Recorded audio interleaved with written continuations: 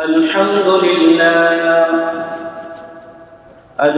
لله نحمده ونستعينه ونستغفره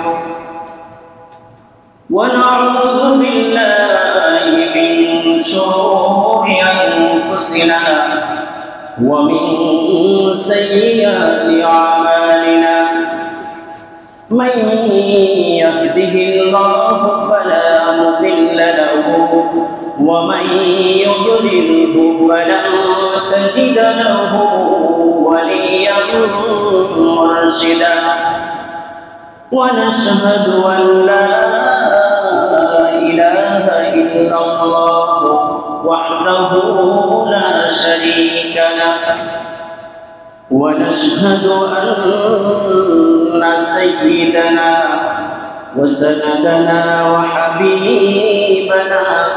وحبيب قلوب ربنا وطبيبنا وطبشتنا ومحبوبنا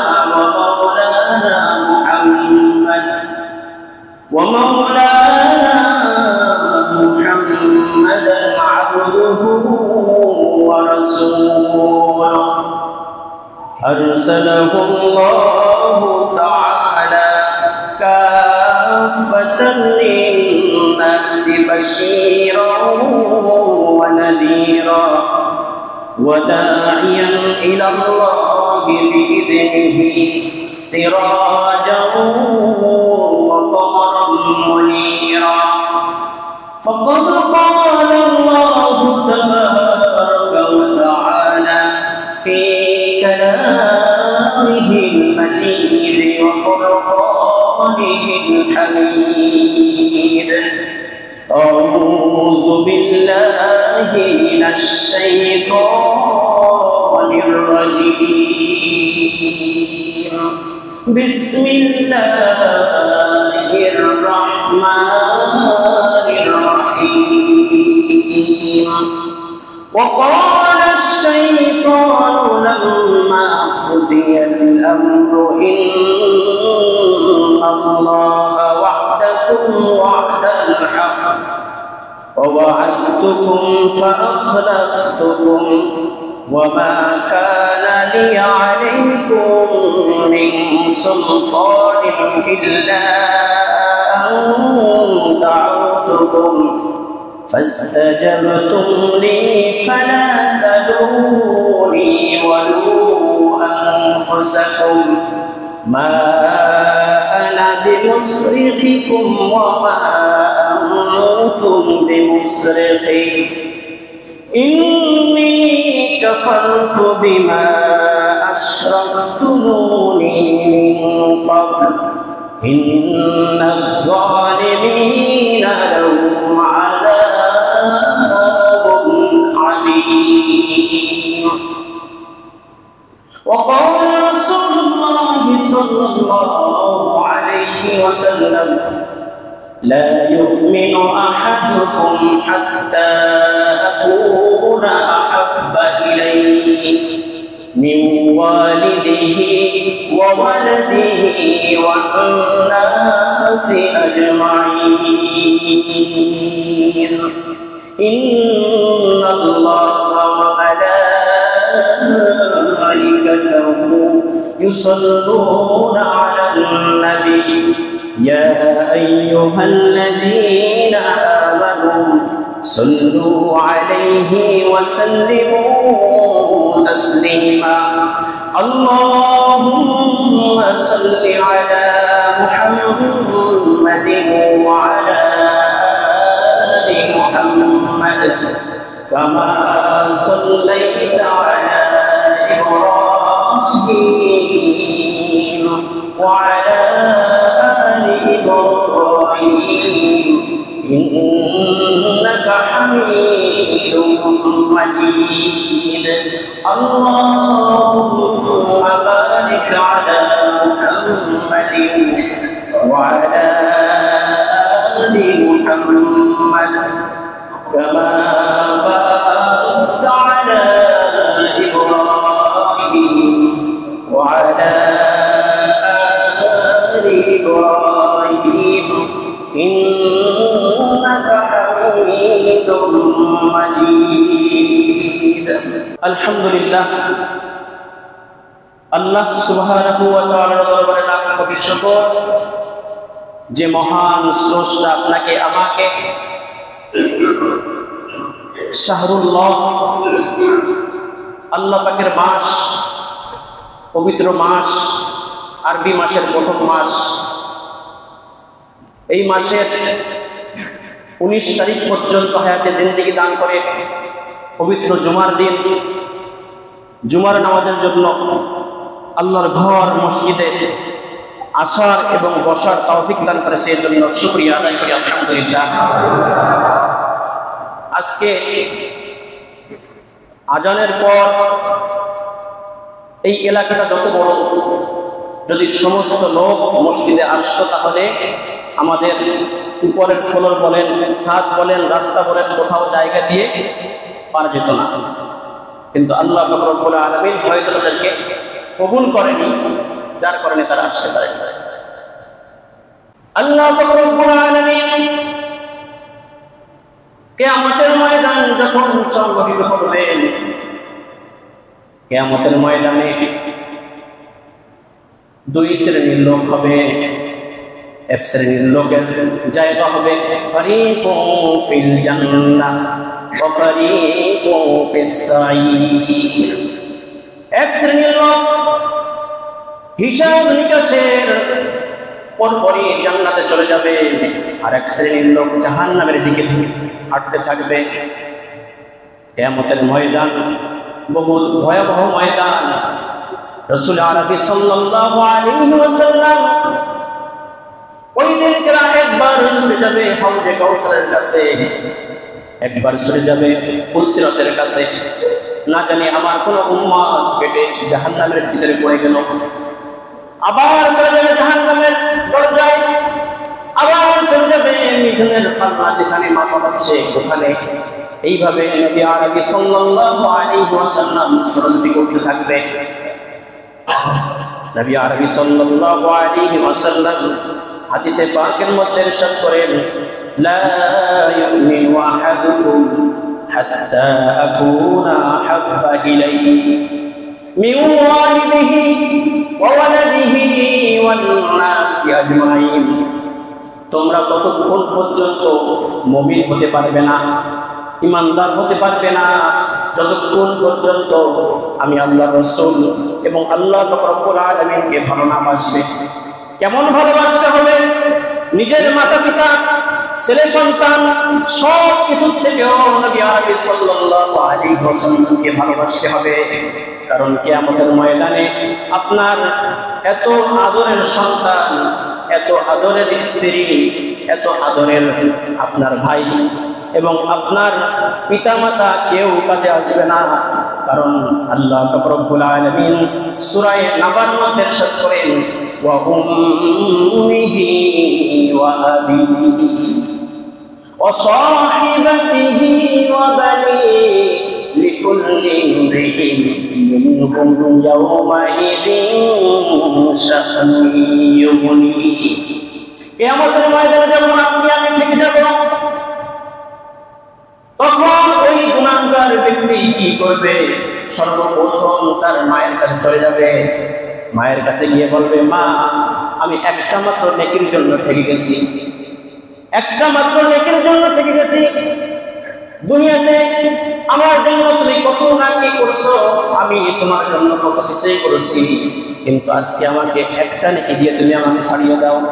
ওই মা বলবে, আমার দুনিয়াতে সন্তান ছিল ঠিকই, কিন্তু আজকে আমি কোনো সন্তানকে চিনি না।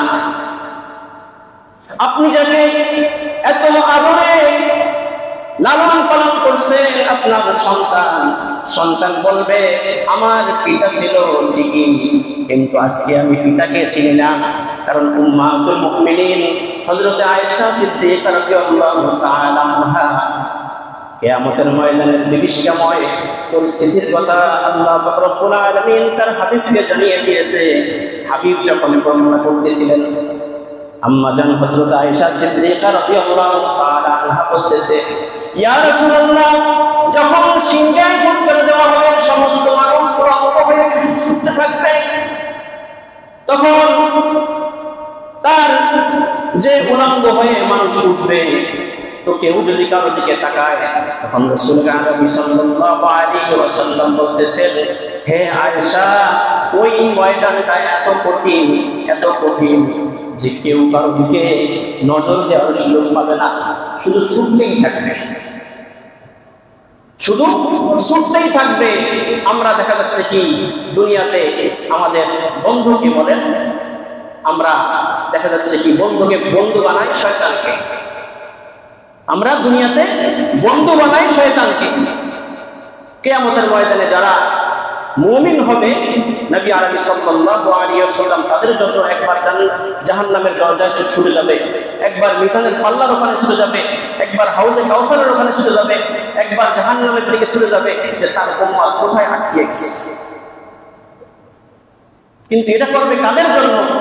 যারা রাসূল সাল্লাল্লাহু আলাইহি ওয়াসাল্লামকে নিজের সন্তান, সন্ততি, পিতামাতা, স্ত্রী পরিজন থেকে অধিক ভালোবাসে। কিন্তু যারা শয়তানের প্রভাব অনুসরণ করছে, শয়তান কি করবে? কিয়ামতের ময়দানে তার অনুসারীদের থেকে ভাগতে থাকবে, আর তার অনুসারীরা তাকে খুঁজতে থাকবে। তার অনুসারীরা যখন তাকে খুঁজতে থাকবে, এক পর্যায়ে শয়তানকে দেখবে জাহান্নামের দিকে, মানে এক কর্নারের দিকে।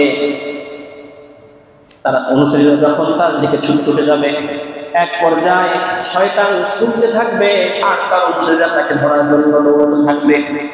দৌড়াতে দৌড়াতে এক পর্যায়ে শয়তানকে ধরে ফেলবে। ধরে ফেলার পর এরপরে শয়তান যখন তাদের হাতে পাকড়াও হয়ে যাবে, এই মুহূর্তে শয়তান কি করবে? একটা স্টেজ বানাবে, এবং স্টেজ বানিয়ে তার অনুসারীদেরকে সবাইকে বসাবে। সবাইকে সেই স্টেজের সামনে বসাবে এবং সে ওইখানে ভাষণ দিবে। কি ভাষণ দিবে? وقال الشيطان لما قضي الأمر إن الله وعدكم وعد الحق। শয়তান সেদিনকেরা ভাষণ দেবে, ইন্নাল্লাহা ওয়া'দাকুম ওয়া'দাল হক। আল্লাহ পাক তোমাদেরকে যে ওয়াদা দিয়েছে, ওইটাই সত্য। আল্লাহ পাক যে ওয়াদা দিয়েছে, এই ওয়াদা কিভাবে মানুষের মাঝে পৌঁছাইছে? কুরআনুল কারীমের মাধ্যমে, বিভিন্ন ওয়াজ নসিহতের মাধ্যমে, বিভিন্ন হক্কানি উলামা ইকরামদের দরবারে মানুষ গিয়ে এরপরে ওই নসিহতগুলো শুনছে, ভালো নসিহতগুলো। কিন্তু শয়তান সেদিনকেরা বলবে যে ইন্নাল্লাহা ওয়া'দাকুম ওয়া'দাল হক, আল্লাহ পাক যে ওয়াদা দিয়েছিল ওই ওয়াদাটাই সত্য। ইন্নাল্লাহা ওয়া'দাকুম ওয়া'দাল হক ওয়া ওয়া'adtukum ফাআখলাফতুকুম। আমি যে তোমাদেরকে অনুসরণ করতে বলছি, আমি আমার চালাচালাদের বিভিন্ন জায়গায় ছড়িয়ে ছিটিয়ে দিয়েছি তোমাদেরকে ধোঁকা দেওয়ার জন্য। কারণ এটা তো তার পূর্ব পরিকল্পনা ছিল যে সমস্ত আদম সন্তানকে সে জাহান্নামে নিয়ে যাবে। এই শয়তান কোথা থেকে আসে? কি তার পরিচয়? আল্লাহ রাব্বুল আলামিন এই দুনিয়াতে মানুষ সৃষ্টি করার আগে জিন জাতিকে সৃষ্টি করছে। জিন জাতিকে সৃষ্টি করে এরপরে দুনিয়াতে পাঠিয়েছে। জিন জাতিকে যখন পাঠালেন, তখন জিন জাতি মারামারি, হানাহানি, কাটাকাটি এইসব শুরু করে দিয়েছে। আল্লাহ রাব্বুল আলামিন বললেন, ফেরেশতাদেরকে হুকুম দিয়ে বললেন, যাও আমার জমিনটা পুরোপুরি পরিষ্কার করে ফেলো। ওই জিন জাতিকে তোমরা তাড়িয়ে দাও। যেখানে আদম সন্তান বসবাস করবে সেখানে যারা তারা না থাকতে পারে।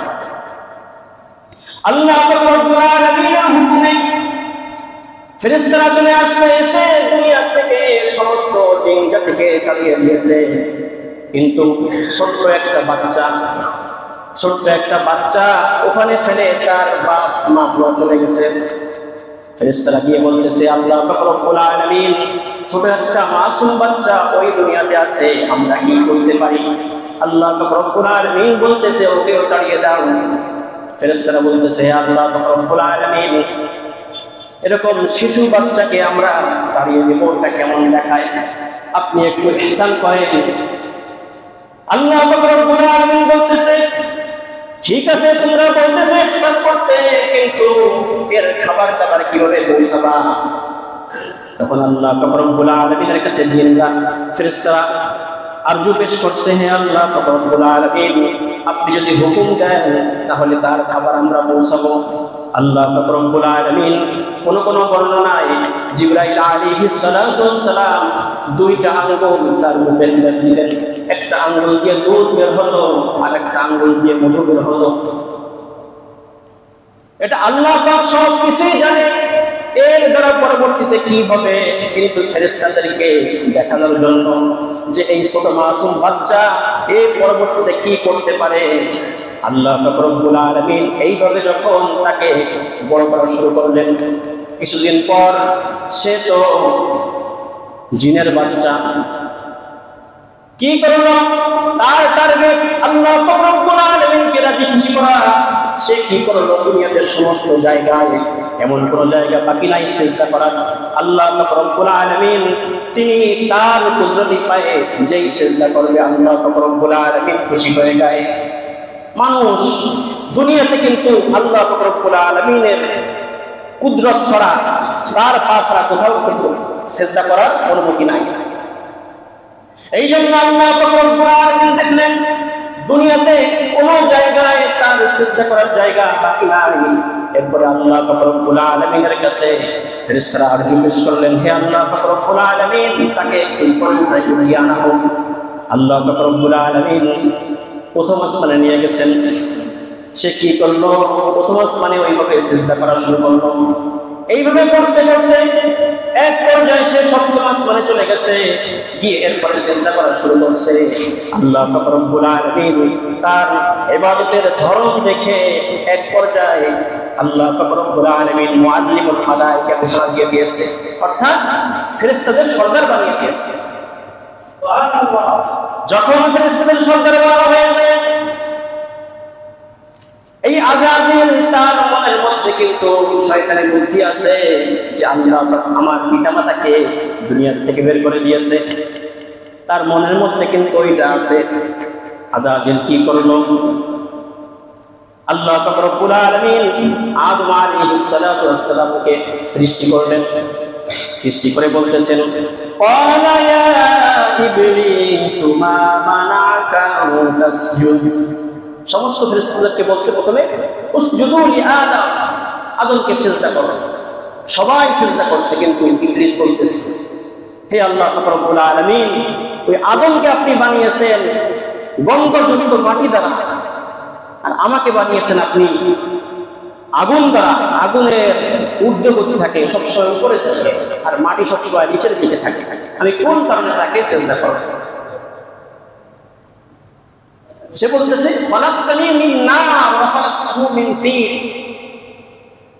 আমার গতি সবসময় উপরের দিকে, আর তার গতি সবসময় নিচের দিকে। আল্লাহ পাক রব্বুল আলামিন এই কথা শোনার পর ইবলিসকে বলতেছেন, ও ইবলিস, তোমাকে আমি বানিয়েছি, আদমকে আমি বানিয়েছি, আমার হুকুম পালন করাই তোমার কর্তব্য। আমি যাকেই সিজদা করতে বলি তুমি তাকেই সিজদা করবা। ইবলিস বলতেছে, না, আমি সিজদা করব না।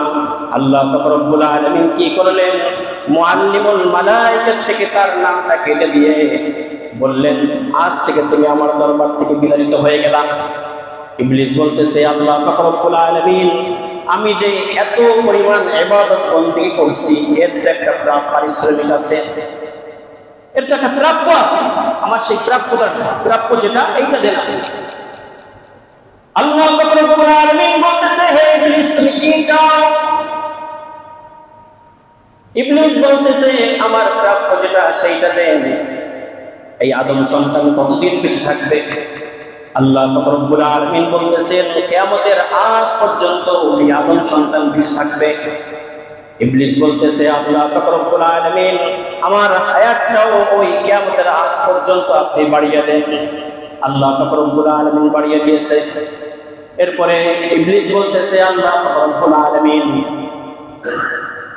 আপনি আমাকে আমার খাবারের ব্যবস্থা করে দেন, আর এবং আমার অনুসারী যারা আছে, ইবলিস তো একা না, তার অনুসারী অনেক আছে। কিছু আছে মানুষের রূপে, কিছু আছে জিনের রূপে, শয়তানের রূপে। বলতেছে আল্লাহ রব্বুল আলামিন আমাকে এবং আমার অনুসারী যারা, তাদের রিজিকের ব্যবস্থা করে দেন। দেখেন বর্তমান প্রেক্ষাপটে যারা মুসলমান এবং যারা বিধর্মীদের কিন্তু এখন অবস্থা অনেক ভালো। আমরা মনে করি কি ইউরোপ কান্ট্রিতে যারা আছে তারা খুব শান-শৌকতে আছে, কিন্তু আল্লাহ রব্বুল আলামিন বিধর্মীদেরকে যেটা দেবে সেটা দুনিয়াতেই দেবে, তাদের পরকালে কোনো কিছুই প্রাপ্য নাই। কারণ আল্লাহ রব্বুল আলামিন যদি চায় মুমিনদেরকে, মুসলমানদেরকে, তাদের বাড়িগুলো এরকম হবে, একটা ইট স্বর্ণের, একটা ইট রৌপ্য, একটা ইট হীরা, এরকম দিয়েও দিতে পারে, কিন্তু দেয় না কেন? আল্লাহ রব্বুল আলামিনকে তারা ভুলে যাবে, লাইনচ্যুত হয়ে যাবে। এই জন্য মুসলমানদের, ইমানদারদের 3 রকমের দোয়া আল্লাহ রব্বুল আলামিন কবুল করে। 2টা দুনিয়াতে করে, একটা ঝুলিয়ে রাখে পরকালের জন্য। কারণ ওইটা যদি দুনিয়াতে দেওয়া হয় তাহলে ও যখন তখন ঈমান হারা হয়ে যাবে। ছোট একটা উদাহরণ, আপনার বাচ্চাকে আপনি যদি 5 টাকা দেন তাহলে ও কিন্তু 5 টাকা নিয়ে খুশি, চিন্তা করে যে 5 টাকা দিয়ে একটা আইসক্রিম খাবো, আমার সব কিছু শেষ। কিন্তু ওকে যদি আপনি 5,000 টাকা দেন, কিংবা 50,000 টাকা দেন, অথবা 5 লাখ টাকা দেন, তাহলে ও ওই টাকার মূল্য বুঝবে না, আর ওর ভার গ্রহণ করতেও পারবে না। এই জন্য আল্লাহ রব্বুল আলামিন মুমিনদের অনেক সময় বিপদ আপদ দেয়, কিন্তু অনেকে আমরা মনে করি যে আল্লাহ ওকে খুব শান্তিতে রাখছে, কিন্তু আমাকে দেয় না কেন, আপনাকে দেয় না কেন? সেটা তো আল্লাহ রব্বুল আলামিন জানেন যে আপনাকে দিলেই আপনি যখন তখন ঈমান হারা হয়ে যাবেন, কাফের হয়ে যাবেন, আল্লাহকে ভুলে যাবেন। এই জন্য আল্লাহ রব্বুল আলামিন সবকিছু দুনিয়াতে দেয় না, কিছু ঝুলিয়ে রাখে, যেটা পরকালে আল্লাহ রব্বুল আলামিন আপনার জন্য উপহার হিসেবে রেখে দিয়েছে। এই জন্য ভাইরা কখনো মন খারাপ করা যাবে না, কখনো ধৈর্য হারা হয়ে যাওয়া যাবে না। কারণ আল্লাহ রব্বুল আলামিন আপনার জন্য যেটা লিপিবদ্ধ করে রেখেছেন, এটা আপনি দুনিয়াতে না পেলেও আখিরাতে আল্লাহ রব্বুল আলামিন আপনার প্রাপ্য বুঝিয়ে দিবে। আমরা দেখা যাচ্ছে কি 20 বছর আগে এই এলাকায় যে কয়টা ঘর ছিল, অথবা যতটুকু জায়গা ছিল ততটুকু জায়গায় আছে, কিন্তু এখানে দেখেন অল্প একটু জায়গার উপরে 5তলা 7তলা হয়ে গেছে। ওখানে কি কম ফ্যামিলি বাস করে? 5 কাঠা জায়গায় আগে ফ্যামিলি বসবাস করছে 1টার থেকে 2টা, আর ওখানে এখন 10টা 15টা ফ্যামিলি বসবাস করতেছে। আল্লাহ রব্বুল আলামিন কিন্তু দিয়েছে, যার কারণে সে বুঝতে পারতেছে, আর না কিন্তু এটা কখনো সম্ভব না। তো এই ইবলিসকে যখন বের করে দেওয়া হলো, ইবলিস প্রথম মিশন নিছে যে আল্লাহ রব্বুল আলামিন আদম সন্তান যে কয়দিন হায়াতে জিন্দেগি পাবে, আমাকেও সেই কয়দিন হায়াতটা বাড়িয়ে দেওয়া হোক। 2 নম্বরে আমার রিজিকের ব্যবস্থা করে দেওয়া হোক। আল্লাহ রব্বুল আলামিন বলছে দিলাম। 3 নম্বরে ইবলিস বলতেছে আল্লাহ রব্বুল আলামিন আমি যে আদম সন্তানের মধ্যে ঝগড়া বিবাদ লাগিয়ে দিব, তারা তো আমাকে দেখে ফেললে আমার ছাপ উঠিয়ে দিবে, তারা যদি দেখতে পায় আমাকে ওখানেই ছেড়ে ফেলবে। এই জন্য হে আল্লাহ রব্বুল আলামিন আমি যেন ওদের মধ্যে ঝগড়া বিবাদ লাগিয়ে দিয়ে আমি অনায়াসে ওখান থেকে কেটে পড়তে পারি, সেই সুযোগ আমাকে দেওয়া হোক। আল্লাহ রব্বুল আলামিন বলতেছে হ্যাঁ, এটাও দিলাম। ইবলিস বলতেছে আল্লাহ রব্বুল আলামিন আমাকে আর একটা সুপ্রিম পাওয়ার দিতে হবে, যে আমি আপনার আদম সন্তানের প্রত্যেকটা শিরায় শিরায় যেন আমি ঢুকতে পারি, সেই অনুমতি দেওয়া হোক। আল্লাহ রব্বুল আলামিন বললেন এটাও দিলাম। তাহলে এইগুলো ইবলিস শয়তান একা নেয়নি, কিন্তু তার অনুসারী যারা আছে প্রত্যেকেই পেয়েছে, এবং বিভিন্ন সময় বিভিন্ন সূরাতে এসে মানুষকে ধোঁকা দিচ্ছে, বলতেছে এটা করো সেটা করো, হালাল কোনটা হারাম কোনটা সেটা দেখতে যাচ্ছে না মানুষ। ইবলিস বলতেছে এটা করতে, মানুষ ওদিকেই ঝুঁকতেছে। ছোট ছোট পোলাপান দেখা যাচ্ছে কি এলাকার মধ্যে এত পরিমাণে উচ্ছৃঙ্খল, সে কোন পাওয়ারে করতেছে? নিশ্চয়ই তার মাথায় একজন আছে, হয়তো কোনো নেতার পাওয়ারে অথবা তার বচের পাওয়ারে ওইটা করতেছে। সে জানতেছে যে আমাকে ট্যাকেল দেওয়ার মতন একজন আছে, যার কারণে সে এই আকাম প্রোগ্রাম যত কিছু আছে সে করতেছে। ঠিক ইবলিসও তার সাঙ্গপাঙ্গদের লেলিয়ে দিয়েছে যে এর পিছনে লাগো, একে এই পথে নাও, ওকে ওই পথে নাও, এর দ্বারা খুন করো, এর দ্বারা এইটা করো, সেইটা করো, ইবলিস করাচ্ছে। আমরা ইবলিসের অনুসারী হয়ে দেখা যাচ্ছে কি ইবলিস যেটা যের দিকে হাঁটতে বলতেছে আমরা সেই দিকে হাঁটতেছি, কিন্তু আমরা একবার চিন্তা করি না এর পরিণতি কি হবে, এর শেষ ফল কি হবে, এটা আমরা কখনো চিন্তা করি না। যখন ইবলিস এই সমস্ত আল্লাহ রাব্বুল আলামিনের কাছ থেকে নিয়ে নিয়েছে, ইবলিস তো আপনাদেরকে সবাইকে ধোঁকা দিচ্ছে। কিয়ামতের ময়দানে যখন সবাই তাকে পাকড়াও করবে, তখন ইবলিস স্টেজ বানিয়ে ভাষণ দিলে যে আল্লাহ রাব্বুল আলামিন যেটা বলছে সেইটাই সত্য, সেইটাই সঠিক। আমি যেটা বলছি ওয়া'আদতুকুম ফাআখলাফতুকুম, আমি তোমাদেরকে দুনিয়ায় ওয়াদা করছি, এটা ভঙ্গ করে দিলাম। দুনিয়ার ওয়াদা করছি যে তুমি এই পথে চলো, এটা করবা, সেটা করবা, আমি সেটা ভঙ্গ করে দিলাম। এখন তুমি কিছু করতে পারবা? কারণ আল্লাহ পাক যেটা করছে সেটা তো সব দলিল আছে। আল্লাহ পাক যেটা বলছে তার দলিল আছে, ইবলিস যেটা করতে বলছে তার কিন্তু কোনো দলিল নাই। আপনি যখন আপনার সন্তানকে একটা সে প্রত্যেক বছরই ইংলিশে অথবা অঙ্কে ফেল করে, যখন তার পিতা একটা প্রশ্ন ধরিয়ে এনে দেয় যে পরীক্ষার আগে, এই প্রত্যেক বছর তুই এই সাবজেক্টে ফেল করিস, তোকে এই প্রশ্নটা দেওয়া হলো, তুই এটা একেবারে হুবহু মুখস্থ করবি, লিখে দিয়ে আসি। সে কি করছে? প্রশ্ন পেয়ে ওই প্রশ্ন মুখস্থ করে পরে হুবহু লিখে দিয়ে আসছে, কিন্তু ফলাফল যখন আসছে তখন থেকে আবার সেটা ভ্রম আসছে। তখন তার পিতা কি তাকে রাখবে বলেন?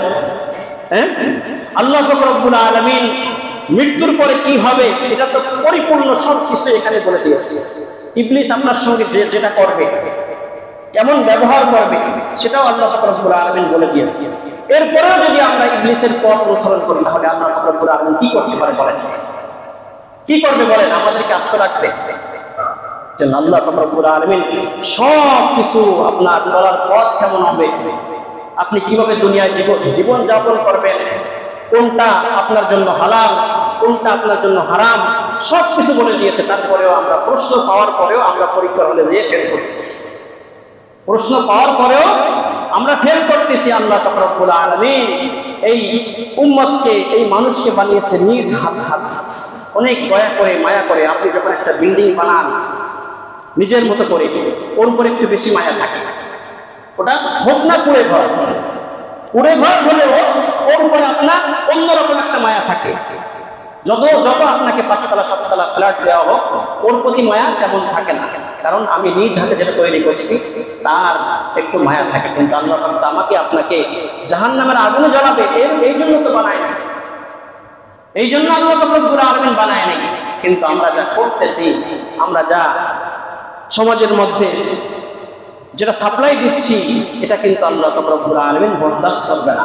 আল্লাহ রাব্বুল আলামিনের ধরা কিন্তু কঠিন ধরা ভাই।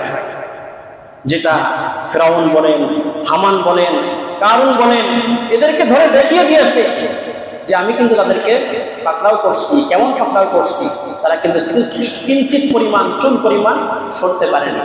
এই জন্য ভাই, সময় আছে এখনো, আপনি এখনো নিজেকে শুধরান, আপনি চিন্তা করতেছেন আমি এখন ইয়াং আছি, আমি যখন বুড়া হব অথবা আমার বয়স আর একটু বেশি হবে, আমার নাতি হবে, এরপরে বুড়া হবো, এরপরে মারা যাবো না ভাই। আপনি এখন বাসায় আপনার স্ত্রী ভালো মন্দ রান্না করছে, এটা যে খেতে পারবেন বলে এরকম কোনো গ্যারান্টি কেউ দিতে পারবে না। এই জন্য ভাই, সময় থাকতে একা একা যখন নিজে থাকেন, চিন্তা করবেন আমি দুনিয়াতে কি করলাম। আল্লাহ পাক যে আমাকে আমানত হিসেবে পাঠিয়েছে, আমাকে জান্নাত দিবে, এই জন্য আমি জান্নাতের কতটুকু কাজ করছি। যদি আল্লাহ রাব্বুল আলামিন পাকড়াও করে ভাই, আপনি আমি কিন্তু কিঞ্চিত পরিমাণ সরতে পারবো না। এই জন্য শয়তানের যে বক্তব্য হবে, ওমা কানা লি আলাইকুম মিন সুলতানিন ইল্লা দাউতুকুম ফাস্তাজাবতুম লি ফালা তালুমুনি ওয়ালুমু আনফুসাকুম। আমি যে তোমাদেরকে ওয়াদা দিয়েছি, আমি যে তোমাদেরকে বিভিন্ন রকমের ওয়াসওয়াসা দিয়েছি, এর কোনো দলিল তোমার কাছে আছে? কোনো দলিল আছে? তখন মানুষ কি বলবে? তার অনুসারী যারা আছে তারা কিছুই বলতে পারবে না। ফালা তালুমুনি ওয়ালুমু আনফুসাকুম মা আনা বিমুসরিখিকুম ওয়া মা আনতুম বিমুসরিখি। কাজেই আল্লাহ পাক রব্বুল আলামিন তোমাদেরকে যে ওয়াদা করছে, যে অঙ্গীকার করছে, তার প্রত্যেকটা দলিল আছে, কিন্তু আমি তো তোমাদের সামনে তোমাদেরকে বিভিন্ন রকমের ওয়াসওয়াসা দিয়েছি, এর কোনো দলিল নাই। কাজেই ওমা আনা বিমুসরিখিকুম ওমা আনতুম বিমুসরিখি, তোমরা আমাকে পথভ্রষ্ট করছো। ইবলিস পুরো পাল্টে দেবে, বলবে যে তোমরা আরো বিভিন্ন সময় বিভিন্ন গুনার কাজ করছো। কি গুনার কাজ করছো? ইন্নী কাফারতু বিমা আশরাকতুনি মিন ক্বাবল, তোমরা কুফরি করছো, জিনা করছো, ব্যভিচার করছো, আর আমার উপর চাপিয়ে দিয়েছো, কারণ আমি তো তোমাদেরকে কোনো ডকুমেন্টস দিই নাই। আল্লাহ তাআলা রব্বুল আলামিন ডকুমেন্টস দিয়ে দিয়েছে। আমি যে এত কিছু করতে বলছি করছো তোমরা, কিন্তু আমার উপরে তোমরা চাপিয়ে দিয়েছো। ইন্নাল যালিমিনা লাহুম আযাবুন আলীম, কাজেই তোমরা জুলুমকারী, আল্লাহ পাক রব্বুল আলামিন তোমাদের জন্য কঠিন কঠিন যন্ত্রণাদায়ক শাস্তি রেখে দিয়েছে। আমরা সব কিছু বুঝতেছি, জানতেছি, তারপরে আমরা মানতেছি। আল্লাহ পাক রব্বুল আলামিন সব কিছু বলে দিয়েছে যে ইবলিস তোমাদের সামনে কেমন ব্যবহার করবে কিয়ামতের ময়দানে। এজন্য ভাই, ইবলিস দেখা যাচ্ছে কি বিভিন্ন সময় বিভিন্নভাবে আপনাদেরকে ধোঁকা দেবে, কিন্তু এই ধোঁকায় পড়লেই আপনি আমি কিন্তু আখিরাতে বরবাদ হয়ে যাবে, পরকাল বরবাদ হয়ে যাবে। এজন্য ইবলিসের ধোঁকা থেকে সবসময় বাঁচার চেষ্টা করবেন। মুসলমানদেরকে আল্লাহ পাক রব্বুল আলামিন এমন ভাবে শিক্ষা দিয়েছেন যে ওয়ালাউ কানু আবাহুম আও আবনাহুম আও ইখওয়ানাহুম, যদি তোমার পিতামাতা তুমি মুসলিম থাকো আর তোমার পিতামাতা যদি মুশরিক থাকে, তাদেরকেও আল্লাহর জন্য ছাড় দেওয়া যাবে না, আল্লাহর জন্য ছাড় দেওয়া যাবে না। মুশরিক তোমার যদি পিতামাতা থাকে, তারপরে বদরের যুদ্ধে আবু উবাইদা ইবনুল জাররাহ মক্কা থেকে মদিনা যখন হিজরত করে চলে আসছে, মুসলমানদেরকে নিঃশেষ করার জন্য বদর প্রান্তরে কাফেররা চলে আসছে। ওখানে অনেক সাহাবা ইকরামের পিতা মাতাও ছিল, অনেক সাহাবা ইকরামের পিতা ছিল। আবু উবাইদা, তার পিতার নাম জাররাহ। যখন যুদ্ধের ময়দানে আবু উবাইদা তরবারি নিয়ে যুদ্ধ করতেছে, এক পর্যায়ে তার পিতা জাররাহ তার সামনে চলে আসছে। যখন তার সামনে চলে আসছে, আবু উবাইদা কি করছে, সাইড কেটে আবার বাহিরের দিকে অন্যদিকে চলে গেছে যে আমার পিতা যেন আমার সামনে না আসে, আমার পিতা যেন আমার সামনে না আসে। কিন্তু আল্লাহ পাক রব্বুল আলামিন তার পিতাকে তার সামনে পাঠাবেন। দ্বিতীয়বার যখন তার পিতা চলে আসছে, আবু উবাইদা ইবনুল জাররাহ কি করছে, তার পিতা থেকে তরবারিটা উঠিয়ে আবার নামিয়ে নিয়েছে। কারণ তার পিতার উপর তরবারি চালাবে, কিন্তু তার পিতা তো মুশরিক, তার কোনো ধর্ম নাই, সে কি করল, জাররাহর উপর তরবারি চালালো। যখনই তরবারি চালিয়েছে, আবু উবাইদা ইবনুল জাররাহ তিনি কি করলেন, তার তরবারিটা উঠিয়ে পিতাকে প্রতিহত করে এরপরে হত্যা করে ফেললেন। কারণ মুসলমান তো কোনো কিছু মানুষকে দেখানোর জন্য করে না, কাউকে রাজি খুশির জন্য করে না, করে একমাত্র আল্লাহর জন্য। আপনি আমি যা কিছুই করবো না কেন, কোনো মানুষকে দেখানোর জন্য করা যাবে না, করতে হবে একমাত্র আল্লাহর জন্য। আপনার পিতামাতা যদি মুশরিক হয়, অথবা আপনার পিতামাতা যদি কোরআন হাদিস বিরোধী কোনো কথাবার্তা বলে, তাহলে আপনি আপনার পিতামাতার অবাধ্য হতে বাধ্য হবেন। কারণ পিতামাতা যদি অমুসলিম হয়, তখনও আপনার আল্লাহ পাক রব্বুল আলামিনকে রাজি খুশির জন্য পিতামাতার এই হুকুমটাও অবাধ্য করা যাবে। কারণ পিতামাতার হুকুম মানা একদিক থেকে ফরজ, কিন্তু আল্লাহ পাক রব্বুল আলামিনের বিধানকে আপনাকে প্রাধান্য দিতে হবে। আমরা মুসলমান, আমার পিতা ছিল একজন মুসলমান, আমার দাদা ছিল একজন মুসলমান, সেই হিসেবে আমি আমার সুন্দর একটা নাম পেয়েছি আব্দুল রহিম অথবা আব্দুল করিম। কিন্তু আমি কতটুকু আল্লাহ পাক রব্বুল আলামিনের যে হুকুম আছে এইটা মানতেছি, সেইটা আমি একটু বুঝে দেখি। আমি আমার পিতা একটা সুন্দর একটা নাম রেখে দিয়েছে, সেই হিসাবে মুসলমান, কিন্তু আমি ঠিক মতো কালিমাটা পড়তে পারি না, আমি ঠিক মতো আউযুবিল্লাহ পড়তে পারি না, ঠিক মতো বিসমিল্লাহ পড়তে পারি না, অথচ আপনার থেকে সুন্দরভাবে পড়তেছে বিজয়ীরা, কিন্তু ওদের পড়া কোনো কাজে আসবে বলেন? তারা তো ঈমান আনেনি। কিন্তু আপনি ঈমান আনছেন, কিন্তু আপনার এখন পর্যন্ত কালেমা ঠিক করতে পারেননি, আপনার সূরা ফাতিহা ঠিক নাই, আপনার আনুষঙ্গিক যেগুলো লাগে সেগুলো আপনার ঠিক নাই, আপনি আমি কিসের মুসলমান বলেন? এই জন্য আমরা চেষ্টা করবো যে আল্লাহ পাক রব্বুল আলামিন যে কয়েকদিন হায়াতে জিন্দেগিতে বাঁচিয়ে রাখেন না কেন, আল্লাহ পাক রব্বুল আলামিন আমাকে আপনাকে মুসলমান হিসেবে পাঠিয়েছে, মুসলমান হিসেবে পাঠিয়েছে, কিন্তু তার হক আমরা আদায় করতেছি না। আমরা চেষ্টা করব যে আমি যে একজন মুসলমান, আমার কি দায়িত্ব এবং কর্তব্য, আমার নিজের প্রতি কি দায়িত্ব আছে, আমার পরিবারের প্রতি কি দায়িত্ব আছে, আমার ছেলেমেয়ের প্রতি কি দায়িত্ব আছে, আমার সমাজের প্রতি আমার কি দায়িত্ব আছে, এটা আমরা খেয়াল করব। আল্লাহ পাক রব্বুল আলামিন সকলকে ঈমানের সহিত, বিশেষ করে আল্লাহ পাক রব্বুল আলামিন যে উসিলা করে আমাদেরকে পাঠিয়েছে, প্রত্যেককেই মুমিন হিসাবে, মুসলমান হিসাবে মৃত্যুবরণ করার তৌফিক দান করুন, আমিন।